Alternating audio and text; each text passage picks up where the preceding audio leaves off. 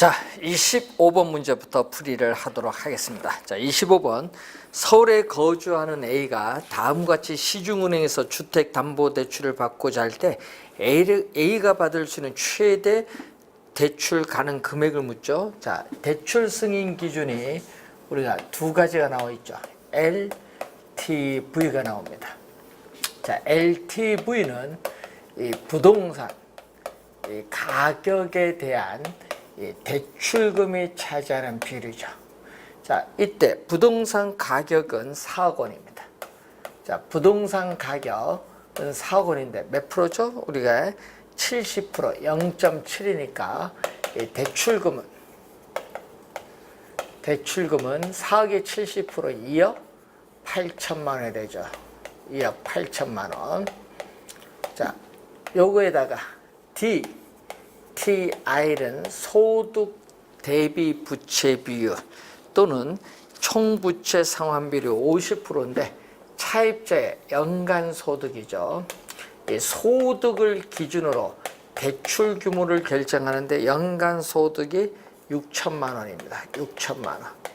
자, 6천만 원에서 주택담보대출 받았을 때 원리금 상환액이 차지하는 비율이 여기에 몇 프로다? 우리는 50%, 0.5죠. 6천만 원 50%는 얼마입니까? 6천만 원 50%는 3천만 원인데 이때 이 원리금 상환액은 대출금의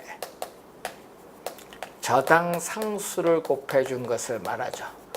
이때 저당 상수는 문제에서 0.12가 되겠죠. 연간 저당 상수. 그럼 얼마가 되죠? 우리가 3천만 원이 되겠죠. 3천만 원. 자, 그래서 대출금은 양변을 0.12로 나눠주면은 우리가 3천만 원이 되겠죠. 3천만 원. 자, 그러면은 여기 얼마? 우리는 3천만 원을 분모 분자에 100을 곱해주니까 30억 원이죠. 30억 원을 우리는 12로 나눠주면 얼마죠? 24가 되죠. 2억 5천만 원이 되겠네. 2억 5천만 원. 그래서 우리는 30억 원을 우리는 12로 나눠주면 2억 5천만 원이 됩니다. 2억 5천만 원. 자, 그러면 이 두 가지 대출 승인 기준을 모두 충족시켜주는 대출 가능한 최대 금액은 두 수식에 공통되는 부분인 2억 5천만 원이 되겠죠. 2억 5천만 원. 대출 가능한 최대 금액은 2억 5천만 원. 4번 정답이 되겠습니다. 자, 26번 문제로 갑니다. 자, 26번 주택 담보 저당을 고정 이자율로 상환하는 경우에 CAM 원금 균등 분할 상환, 원리금 균등 분할 상환, 점증 상환 저당 방식인데, 자, 저당 시기에 따라서 대출 초기에 대출자 입장에서 볼 때 원금 회수 위험이 가장 작은 거. 자, 원금 회수 위험이 가장 작은 건 돈을 많이 갚은 거죠. 자, 융자, 장고의 미상환된 원금인데 이게 대출금이죠. 대출금. 자, 만기입니다. 자, 이렇게 매 기간 일정 금액을 상환하기 때문에 융자 잔고도 일정 금액씩 줄어드는 거죠. CAM 이런 형태가 나타나고, 자, 이런 형태로 들어오는 게 바로 CPM이죠. 자, GPM은 초기에 마이너스 원금 상환이 나타나니까 이런 형태로 오는 게 GPM입니다. 그러면 지금 대출 초기에 원금 회수 위험이 가장 작은 것은 돈을 어떻게 많이 갚은 뭐죠? CAM이죠. 그래서 CAM이 원금 회수 위험이 가장 작아요. 원금 회수 위험이 가장 작은 것마다 CAM. 원금 균등 분할 상환이고, 대출 중간에 대출 중간에 월 불이익 납부 후 만기 이전에 중도 상환할 경우에 미상환, 융자잔고, 미상환 대출 잔액도 가장 적게 되는 건 또 원금 균등 분할 상환, 원금 균등 분할 상환. 2번이 정답이죠. 둘 다 CAM입니다. 2번 정답. 자, 27번. 부동산 금융과 관련된 설명 중 틀린 것. MPTS는 이체증권인데 이 발행기관이 자산, 지분을 매각하기 때문에 지분형 MBS죠. 지분이 매각되기 때문에 관련 위험인 금리 위험, 조기 상환 위험도 투자자에게 이전됩니다. 맞는 질문. MBB는 주택저당채권담보부 채권이죠. 투자자는 최초의 주택저당채권 집합물에 대한 소유권을 갖춘다. 자, 그럼 최초의 주택저당채권 집합물의 소유권, 원리금 수취권은 발행기관이 보유합니다. 그래서 2번 맞는 지문이죠. 3번 MPTB는 저당대출 자동이체 채권입니다. 자, 이체증권과 또 발행기관의信用을 가지고 채권을 발행하기 때문에 MBB를 혼합한 특성, 혼합이 포인트죠. 맞는 지문. CMO의 조기 상환 위험은 누가? 우리는 증권 발행자가 아니라 투자자가 부담합니다. 그래서 정답은 4번인데, 자, CMO는 다계층 우리가 저당 채권이죠. 그래서 MPTB 저당 대출 자동 이체 채권과 구조상 동일하다. 그러면 구조상 동일하다는 것은 또 채권이기 때문에 우리는 발행기관이 주택저당채권 집합물을 담보로 자신의 신용으로 채권을 발행을 하죠. 그래서 MBB 성격도 가지고 있어요. 그리고 또 뭐 우리는 차입자로부터 원리금을 상환하면 바로 즉시 투자자에게 원리금을 이체시켜주는 요걸 가지고 있죠. 자, 요거 원리금을 이체시켜주기 때문에 투자자는 뭐를 가지고 있다? 원리금을 받을 수 있는 현금 흐름에 따르는 지분권을 가지고 있기 때문에 차입자가 조기 상환하면 발행기관도 투자자에게 조기 상환합니다. 이 조기 상환 위험은 투자자가 부담하는데 요 두 개는 같이 다니는 짝꿍이라는 걸 염두에 두시고 4번이 정답이죠. 자, 이 저당 채권의 총 발행액인 하나의 저당 집합을 채권의 종속 시기 만기와 이자율이 서로 다르게 우리 발행하는데, 이때 나누어진 이 그룹을 트렌치라고 하죠. 트렌치. 그래서 5번에 발행자는 주택저당채권이 집합물을 가지고 일정한 가공을 통해서 위험 수익 구조가 다양한 여러 개의 다양한 트렌치 증권을 발행하죠. CMO의 개념이 나와 있습니다. 4번 정답. 자, 28번 부동산 투자 회사에 대한 설명으로 틀린 것은 자기관리 부동산 투자 회사의 자본금은 5억 원입니다. 5억 원. 그리고 위탁관리와 기업 구조조정 부동산 투자회사의 설립 자본금은 3억 원입니다. 3억 원 이상이어야 한다. 자, 자기관리 부동산 투자회사의 개념이죠. 자산 운영 전문 인력을 포함한 임직원을 상근으로 두고 자산의 투자 운영을 직접 수행하는 회사. 이거 개념 맞습니다.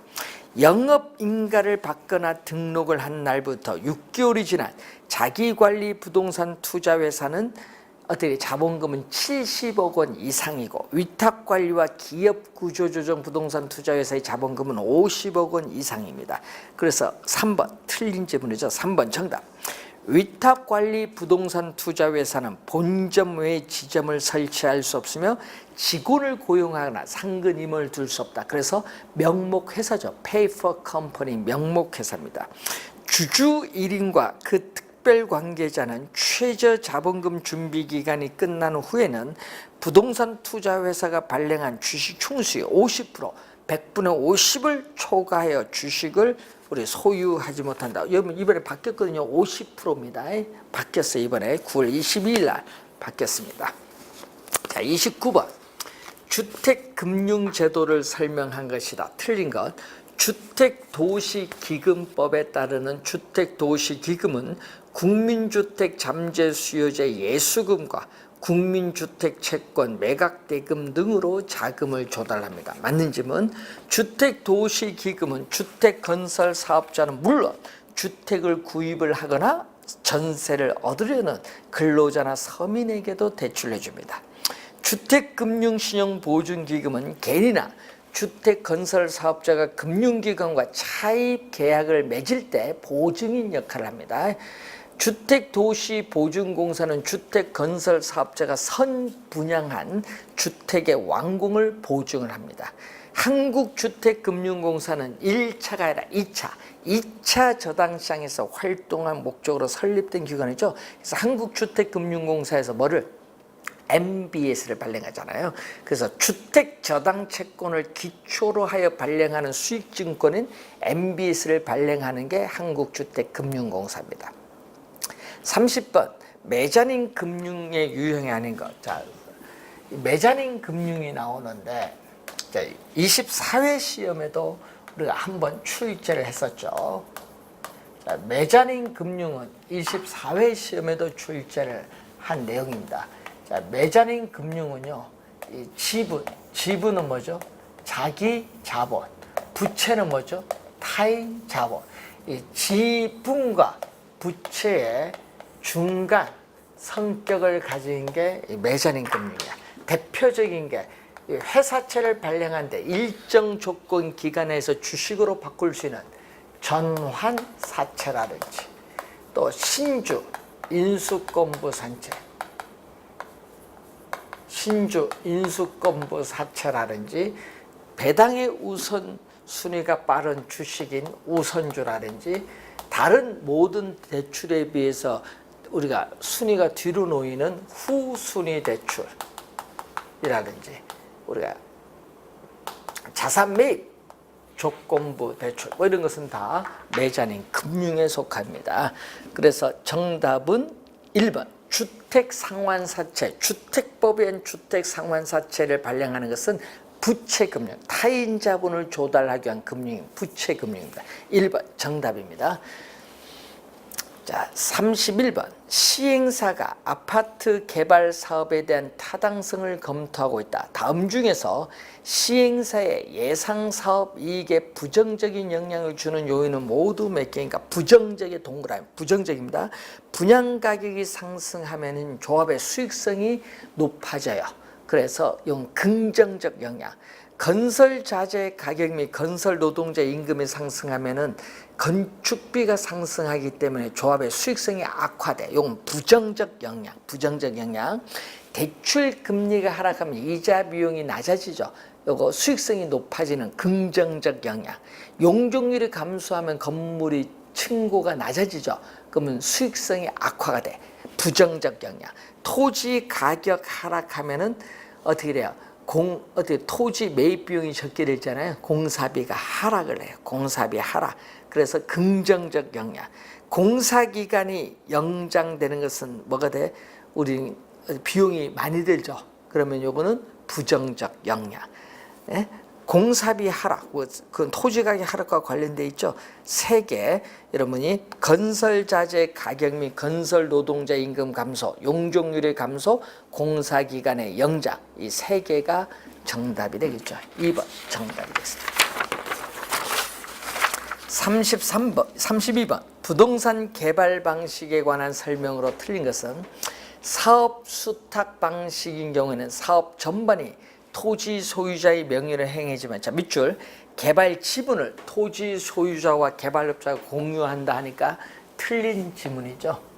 자, 토지 소유자와 개발업자가 공동으로 개발하는 사업이 지주 공동 사업인데, 이 지주 공동 사업에 있어서의 사업 위탁형, 1번 지문이 사업 위탁형 또는 사업 수탁 방식이죠. 자, 토지 소유자가 개발업자에게 개발 사업의 시행을 위탁 대행을 하고 개발업자가 위탁 대행에 따르는 수수료를 취하는 방식입니다. 자, 주의할 것은 토지 소유 주체는 누구다? 토지 소유자다. 토지 소유자고, 그리고 개발 사업에 필요한 자금도 이 개발업자의 주선에 따라서 토지 소유자가 자금을 조달하죠. 자, 우선은 토지 소유 주체가 토지 소유자. 자, 토지 소유 주체가 토지 소유자이기 때문에 개발 사업은 끝까지 누구의 명의로? 개발 사업은 끝까지 토지 소유자의 명의. 자, 개발 사업은 끝까지 토지 소유자의 명의로 진행된다. 자, 토지 소유자의 명의로 진행된다. 개발 사업은. 자, 그런데 주의할 것은 자금 조달 토지 소유 주체가 토지 소유자이기 때문에 완성된 여러분, 개발업자는 위탁 개발 사업 대행에 따른 수수료를 취하고요. 소유권은 없어요. 완공된 건축물의 소유권은 100% 지분이 누구에게? 토지 소유자에게 귀속됩니다. 토지 소유자와 개발업자가 공유하는 것이 아니라 우리는 소유자에게 100% 지분이 뭐한다? 귀속이 돼. 누구에게? 토지 소유자에게. 1번 정답. 2번 등가 교환 방식을 의미하죠. 등가 교환 방식은 우리는 건축물의 면적인 일부인을 대물의 형태로 공사비를 변제하는 방식. 공사비 대물 변제형이 등가 교환 방식이죠. 토지 소유자가 토지를 제공하고 개발업자가 자금을 투입해서 우리는 완공된 건물의 건축 면적을 그 기여도에 따라 토지 소유자와 개발업자가 지분을 갖는 방식이기 때문에 수수료 문제가 발생하지 않습니다. 수수료 문제가 발생하지 않는다. 자, 2번. 자, 그래서 개념이죠. 그 기여도에 따라 각각 토지 소유자와 개발업자가 토지 건물의 지분을 갖는 방식입니다. 지주 공동사업은 토지 소유자와 개발업자가 부동산 개발을 공동으로 시행하는 방식으로서 일반적으로 토지 소유자는 토지를 제공하고 개발업자는 개발의 노하우, 전문성을 제공해서 상호 이익을 추구하는 방식입니다. 맞는 점은 토지 신탁 방식인 경우 토지 소유권이 형식적으로 신탁회사에 이전되면 신탁회사는 토지 소유자와의 약정에 의해서 수익증권을 발행하고 수익증권 소유자에게 개발사업의 결과 발생한 수익을 배당하죠. 자, 그래서 토지 신탁 방식이죠. 토지 신탁 개발 방식인데, 자, 토지 신탁 개발 방식에서 토지 소유자는 누구? 위탁자. 자, 토지 소유자는 위탁자. 네? 그래서 이 토지 소유자는 어떻게 돼요? 형식상 법률적으로 소유권을 누구 앞으로? 신탁회사 앞으로 이전해야 돼. 이 신탁회사가 바로 누구다? 수탁자죠. 수탁자. 그래서 수탁자는 수익증권을 우리가 발행을 해서 토지 소유자에게 지급을 하는데, 그래서 토지 소유 주체가 신탁회사이기 때문에 어떻게 돼요? 개발사업은 끝까지 신탁회사의 명의로 진행됩니다.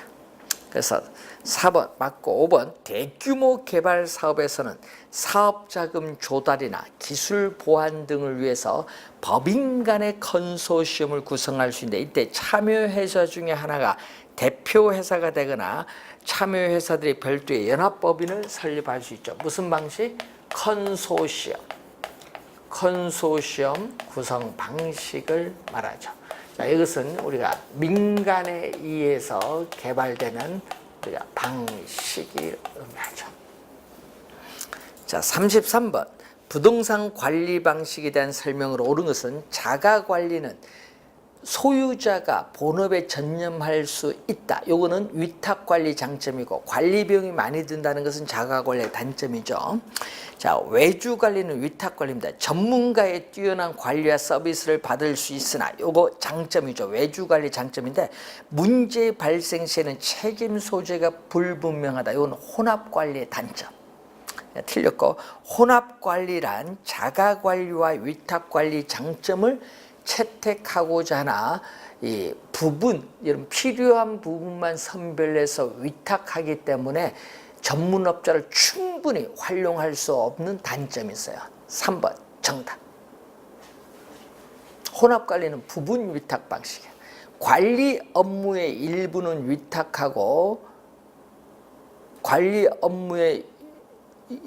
위탁하고 나머지는 소유자가 직접 관리하는 방식은 무슨 관리? 혼합관리. 외주관리가 아니라 혼합관리. 소유자가 관리 업무에 대해 지시 및 통지 권한이 강하고 친절한 서비스를 제공해 줄 수 있는 장점이 있는 것은 자가관리의 장점. 그래서 여러분이 관리 주체에 따르는 관리 방식이죠. 자, 여러분 이 주체에 따르는 관리 방식으로서는 자가관리, 위탁관리, 혼합관리인데 시험 문제는요. 항상 이 장단점이 계속 출제하고잖아요. 항상 장단점을 늘 염두에 두셔야 돼. 작년에도 이제 자가관리를 출제했습니다. 이 자가관리, 작년에 요거 출제했거든요. 자가관리를 작년엔 직접으로 출제했잖아요. 직접관리, 또 23회엔 자치로 출제했잖아요. 자치관리, 직영관리. 위탁관리는 뭐죠? 간접관리, 외주관리를 의미하고 요 두 가지를 장점을 채택하는 게 바로 혼합관리죠. 34번 마케팅 전략에 대한 설명 중 틀린 것. 부동산 마케팅 믹스 전략은 4P를 구성 요소로 하죠. 그래서 이 시장, 점유 마케팅 전략, 이 공급자 우리가 중심의 전략으로서 시장, 점유 마케팅 전략이죠. 여기에는 두 가지가 있죠.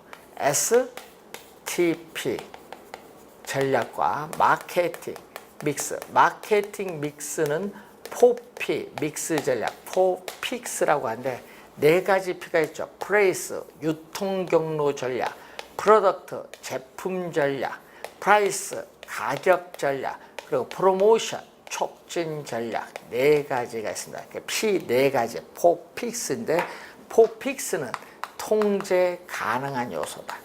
통제 가능한 요소가 4P다. 그래서 1번 맞고 2번 아이다의 원리에 기반을 두면서 소비자의 욕구를 파악하여 마케팅 효과를 극대화하는 전략은 바로 무슨 전략? 고객 점유. 이거 뭐 올해 출제가 예상되는 용어거든요. 고객, 소비자 행동 이론 차원에서 심리적 측면을 강조하는 고객 점유 마케팅 전략. 소비자의 상품의 구매 의사결정 과정의 단계를 나타내는 아이다의 원리를 중시하죠. 자, 2번 정답. 시장 세분화 전략은 바로 요거죠. S. S 세그멘테이션이 시장 세분화 전략이죠. 전체 부동산 시장을 인구, 경제학적인 특성에 따라 여러 개의 시장으로 나누는 걸 얘기합니다. 그래서 고객 행동 변수 및 고객 특성 변수에 따라 시장을 나누어서 몇 개의 세분된 시장으로 구분하는 것 맞습니다. 부동산 중개업소를 적극적으로 활용하는 것은 여기에 속하는 것. 여러분 부동산 개발회사가 직접 분양한다든지 분양 대행 회사를 통해서 분양을 대행하는 거 이건 다 유통 경로 전략. 그래서 4번 맞고 촉진 전략은 광고 그죠? 촉진 전략은 우리는 유료인 광고, 무료인 경우가 많은 홍보, 우리는 인적 보험 설계서 인적 판매, 경품 제공해준 판매 촉진 이런 것은 전부 프로모션 촉진 전략에 속하는 거죠. 맞는 질문이죠. 35번 부동산 감정 평가에서 가격의 제원칙에 관한 설명으로 든 것은 수익 배분의 원칙은 토지 잔여. 하여튼 잔여가 나오면은 뭐다? 수익 배분의 원칙이죠. 그래서 생산 요소인 노동, 자본, 경영, 토지를 투입을 하는데 토지는 지리적 위치가 고정되어 이동할 수 없어요. 그래서 이 생산 요소를 투입을 해서 발생한 총 수익에서 노동, 자본, 이 경영에 대한 대가를 지불해요. 이 지불하고 남은 나머지 수익을 위치가 고정된 토지에 제일 마지막으로 배분하라는 원칙이죠. 그래서 수익, 우리가 방식에서의 토지 잔여법에 있어서의 성립 근거가 되죠. 하여튼 잔여라는 용어가 나오면은 수익 배분의 원칙입니다. 1번 맞고 2번 균형의 원칙에서 부동산의 유용성이 최고로 발휘되기 위해서는 부동산을 둘러싼 외부 환경과의 균형이 한다. 어떻게 돼? 정답이죠. 우리 균형은요.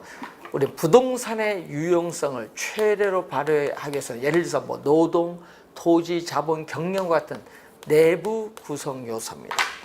하여튼 이 말이 꼭 나오죠. 내부 구성 요소 간의 이 결합에 있어서 균형을 이루어야 돼. 내부 구성 요소 간의 결합의 균형인데 예를 들어서 위배됐다. 부지와 건물이 부적응이 돼서 기능적 감가가 발생하죠. 2년 전에도 또 출제했죠. 기능적 감가는 바로 무슨 원칙? 균형의 원칙. 2번 정답. 시험에 자주 출제되는 용어죠. 3번 대체의 원칙은 대체성 있는 2개 이상의 재화가 존재할 때 그 재화의 가격은 서로 관련되어 이루어진다는 원칙인데 유용성이 동일할 때는 가격이 가장 싼 것, 가격이 동일할 때는 유용성이 가장 높은 것을 선택해야 한다는 원칙입니다. 기회의 원칙은 인근 토지를 매수해서 필지를 합병하거나 기존 건물을 증축하는 경우에 그 추가 투자해도 되느냐 적정성 여부를 결정하는 데 유용한 원칙이죠. 맞는 질문. 부동산 가격도 일반 재화와 마찬가지로 가치 형성 요인이 변화에 따라 상호 인과, 원인 결과, 인과관계의 변동 과정에서 형성된다는 것이 무슨 원칙? 우리는 변동의 원칙이죠. 그래서 변동의 원칙은 부동산의 가치는 특정의 기준 시점에서만 타당성이 인정되기 때문에 기준 시점 확정의 필요는 변동의 원칙. 꼭 기억해야 되겠죠. 변동하면 하여튼 기준 시점에 나와야 돼. 예? 기준 시점. 대상 물건의 가격 조사를 완료한 날짜. 이 기준 시점 확정에 있어서의 필요가 나타나죠. 36번. 지역 분석 및 개별 분석에 관한 설명으로 틀린 것은 지역 분석의 대상으로서 특히 중요한 지역은 인근지역, 유사지역 및 사례자료 수집의 최원방권인 동일수급권인데 27회 시험에 출제된 또 지문이죠. 지역 분석의 의의가 나오죠.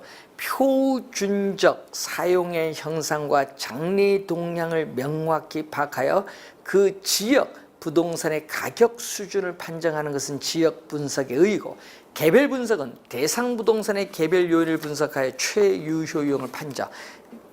맞습니다. 지역 분석이 먼저, 개별 분석은 나중. 이 지역의 특성에 제약하에 개별 요인에 대한 분석이 이루어지기 때문에 지역 분석이 선행 분석이라면은 개별 분석은 후행 분석입니다. 자, 인근 지역은 대상 부동산이 속해 있지 않지만 하니까 틀렸죠. 자, 4번 감정 평가의 대상이 된 부동산을 줄여서 대상 부동산인데 이 대상 부동산이 속한 지역이 바로 인근 지역이죠.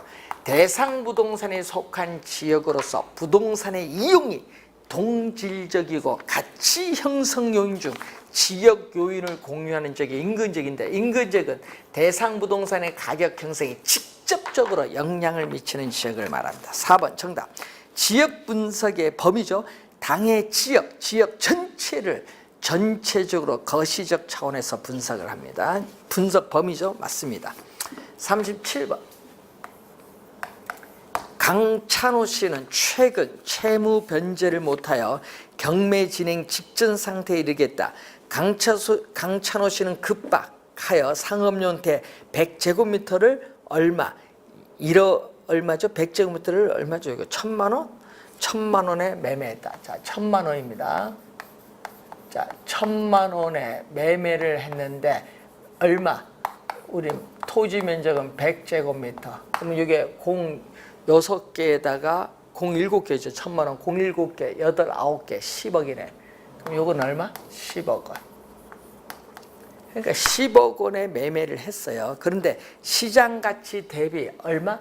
10억 원에 매매를 했는데 시장 가치 대비 20% 저렴한 가격. 저렴 밑줄. 자, 시장 가치는 100%의 기준인데 20%가 저렴하다. 저렴할 땐 저가죠. 저가일 때는 얼마? 저가일 때는 마이너스. 고가일 때는 플러스. 그러니까 얼마죠? 이게 80분의 100이니까 4분의 5죠. 4분의 5는 1.25. 10억에 1.25를 곱해주면 얼마? 5억 12억 5천만 원. 5번 정답이 되겠네요. 12억 5천만 원.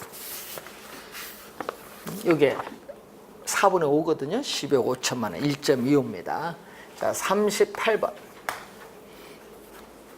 오연감정원의 감정평가사는 서울시 신림도에 소재하는 주거용 토지에 대해서 감정평가 의뢰를 받았다. 인근 지역에 유사 용도로 이용 중인 주거용 토지를 조사한 결과는 얼마다? 180만 원이다. 자, 180만 원. 180만 원이 주어졌어.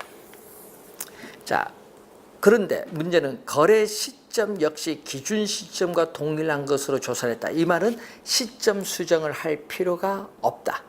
자, 이 경우 여러 가지 가치 형성 요인을 조사한 바 개별 요인 비교가 아래 표 같다. 제곱미터당 적정한 가격은 얼마냐? 개별 요인 비교치 계산은 상승식을 활용하는데, 자, 여러분이 거기 보면 인근 지역의 유사 용도로 이용하죠. 인근 지역이니까 지역 요인 비교할 필요도 없다. 문제는 사정 보증도 문제 안 나왔으니까 개별 요인 비교만 하면 되는데, 자, 사례 부동산, 대상 부동산인데 분모는요, 항상 개별 요인 비교할 때 분모는 사례 부동산, 분자는 대상 부동산입니다. 그럼 사례 부동산 얼마? 80이고 대상 부동산 90 되겠죠. 자, 요거도. 그 다음에 사례 부동산 접근율 100분의 80. 그 다음에 60분의 얼마? 100. 그리고 80분의 100. 그리고 100분의 80. 또 60분의 80. 그리고 이렇게 나오죠. 개별 요인 비교입니다. 그럼 요거 약분되죠. 예? 약분되는 거죠. 약분. 자, 그리고 80 없어져요. 예? 80 없어져요. 그 이제 80분의 90, 그 90 이렇게 나오는데, 자, 요 관련해서 얼마 나오죠? 190 곱하기 100 곱하기 얼마? 80. 네, 80, 100, 90. 여기 밑에 100 곱하기 60 곱하기 60이 나오죠. 네? 자, 그러면은 우선은 100 없어질 것이고, 공 2개 없어지니까 36. 요거 계산했더니 분모는 36, 89, 72 얼마? 요 값이 2죠.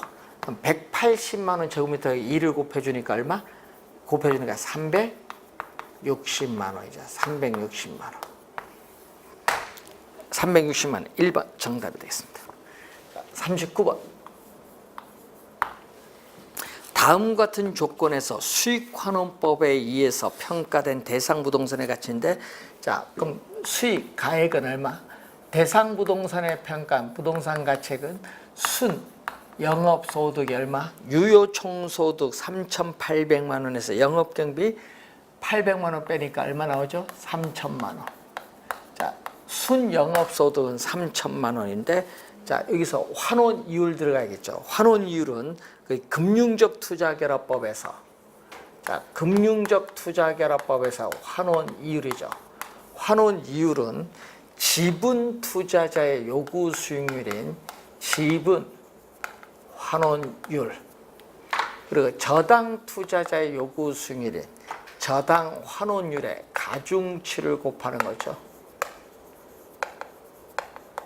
자, 가중치를 곱해주는데 여기에 부동산 가격에 대해서 이 지분이 차지하는 비율, 지분 비율, 부동산 가격에서 타인 자본이 차지하는 비율, 저당 비율인데 저당 비율은 LTV를 얘기하죠. 자, 지분 환원율은 문제에서 5%, 저당 환원율은 10%가 주어졌어요. 자, 그러면 지분은 100%에서 40%니까 0.3, 저당은 100%에서 60%니까 0.6이죠.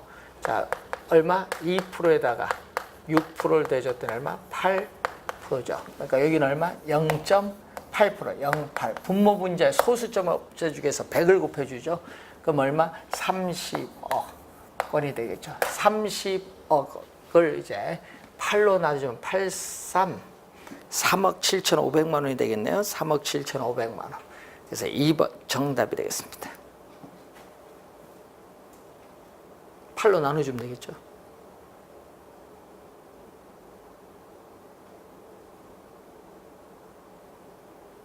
자, 40번 문제로 갑니다.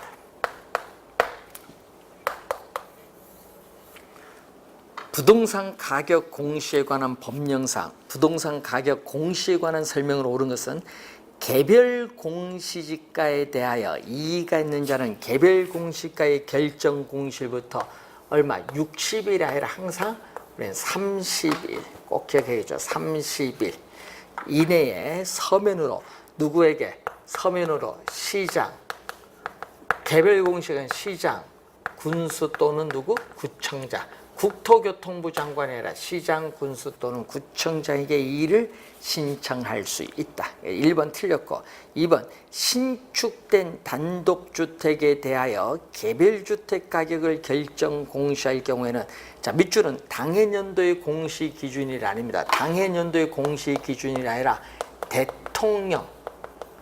대통령령이 정하는 날, 대통령령이 정하는 날, 대통령령이 정하는 날을 기준. 그래서 틀렸고, 3번 공동주택에 대하여 매년 공시 기준일 현재의 적정 가격을 조사 상정하여 중앙부동산 가격 공시위원회 심의를 거쳐 공시하고 이를 관계 행정기관 등에 제공해야 되는데, 공동주택 가격의 공시주체, 여러분 공동주택 가격의 공시주체는 국토교통부 장관. 여러분 거기에 시장, 군수, 구청장이 아니라 국토교통부 장관. 4번 표준주택 가격은 국가, 지방자치단체 등의 기관이 과세 등의 업무와 관련하여 주택 가격을 하는데, 4번은요 개별 주택 및 개별주택 및 공동주택 가격의 효력이 두 가지가 있죠. 27회 시험에 또 출제를 정답으로 물었죠.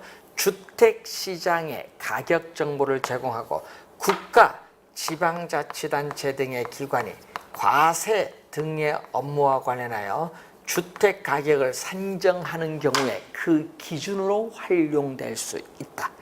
그래서 틀렸고, 표준주택 가격의 효력은 국가, 지방자치단체 등의 기관이 그 업무와 관련하여 개별주택 가격을 산정하는 경우에 그 기준이 된답니다. 그래서 4번 틀린 지문이고, 5번 표준지로 선정된 토지에 대해서는 해당 토지의 표준지 공시가를 개별 공시가 본다. 이것도 한 2번 출제를 했는데 맞는 지문이죠. 5번 정답이 되겠습니다.